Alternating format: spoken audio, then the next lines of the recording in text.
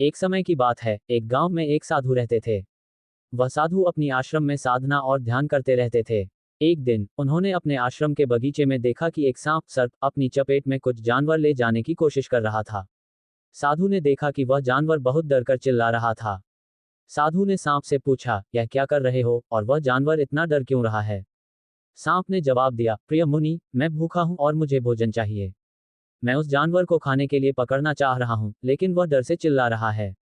साधु ने समझाया, सांप भोजन के लिए अन्य विकल्प ढूंढने की कोशिश करो।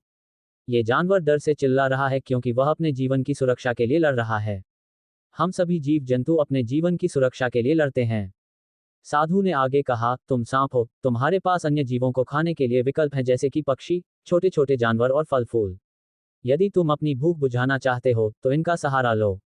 वे तुम्हें अनहोनी से बचा सकते हैं और तुम्हारी भूख मिटा सकते हैं, बिना किसी जीव को नुकसान पहुंचाए।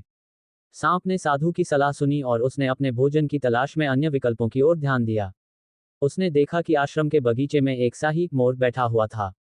सांप ने शाही को अपनी दिशा में बुलाया और कहा, हे शाही, क्या तुम मेरी मदद कर सकते हो? मैं भूखा हूं और मुझे भोजन चाहिए।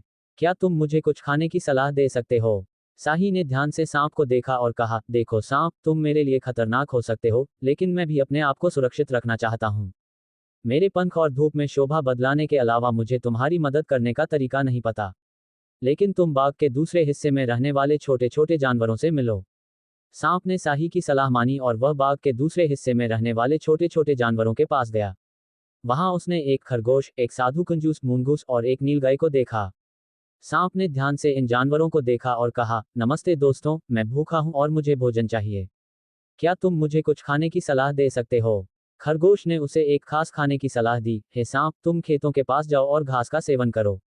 घास तुम्हारे लिए आसान और पौष्टिक भोजन होगी। साधु कंजूस ने इस पर जोरते हुए कहा, हाँ, सांप भोजन के लिए खेतों में घास की खोज कर सकते हो। लेकिन सावधान रहो, क्योंकि कुछ किसान तुम्हें हानि पहुंचा सकते हैं।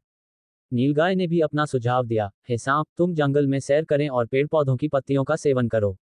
ये तुम्हें ऊर्जा देगी और भोजन के रूप में सही रहेगी। सांप ने धन्यवाद कहकर उन सभी जानवरों का साथ दिया। उसने खरगोश की सलाह मानते हुए खेतों की ओर रवाना हुआ। वह खेतों में घास की खोज करने लगा और बहुत जल्दी ही अपनी भूख मिटा ली। वह खुश था कि उसे खरगोश ने एक अच्छा खाना सुझाया था जो उसके लिए सुरक्षित था। दिन बिताते हुए सांप ने अपने बगीचे में साधु के पास वापस जाकर बताया, पूज्य मुनि जी, मैंने आपकी सलाह मानते हुए खरगोश की सलाह ध्यान में रखते हुए खेतों में घास का सेवन किया।